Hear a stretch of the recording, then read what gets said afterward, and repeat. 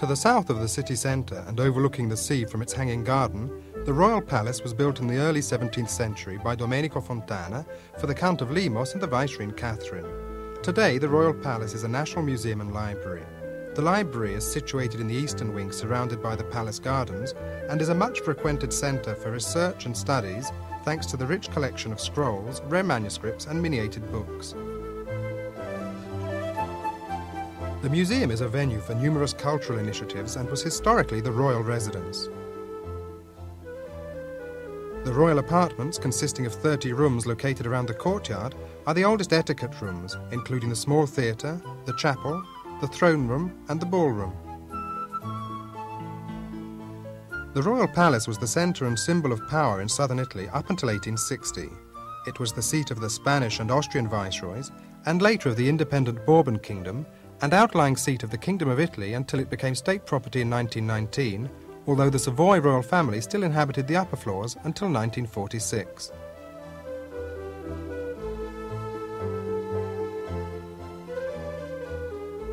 So much history has not passed by without leaving its mark. Every dynasty and generation is represented in the architecture and furnishings of the immense building.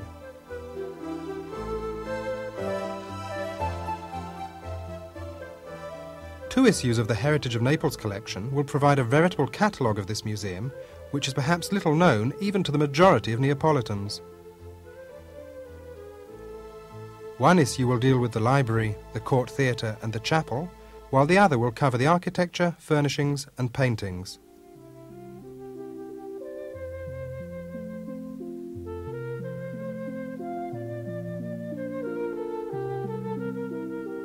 The ceilings of the oldest rooms portray the history of the Spanish household. Battistello Caracciolo, the Neapolitan naturalist, depicted the foundation of the viceroyalty in the Grand Captain's Room, showing the exploits and triumphant entry of Consalvo di Cordova into Naples in 1502.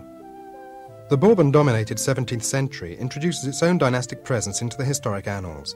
While San Felice, Vanvitelli and Fugger enhanced the architecture, the great painters and ornamentalists of the late Neapolitan Baroque decorated the interior. The ceiling is the dominant feature of the first hall. It depicts the allegory of the virtue of Charles of Bourbon and Mary Amalia and was painted by Francesco de Mura for the new king's wedding. The grand architecture sears the trompe-l'oeil vault with a vision of skies and the flight of Hymen, god of weddings, who throws down anger and malice. The walls of many halls are covered with smooth silks and tapestries made from the finest yarns in the royal workshops. Many of these are perfectly preserved, such as the series of the elements and the story of Psyche. The 18th century adorned the royal palace in imperial style. The Muras brought carpets and furniture from France, including Caroline's bureau, made from thuja wood and gilded bronze by the ebony craftsman Weisweiler.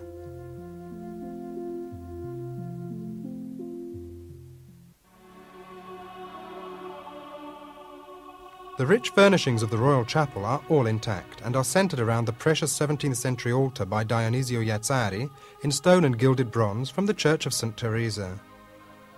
Former centre of the Neapolitan music school and venue for holy ceremonies at court, the chapel was restored in the 19th century with stucco work and paintings from the Academy.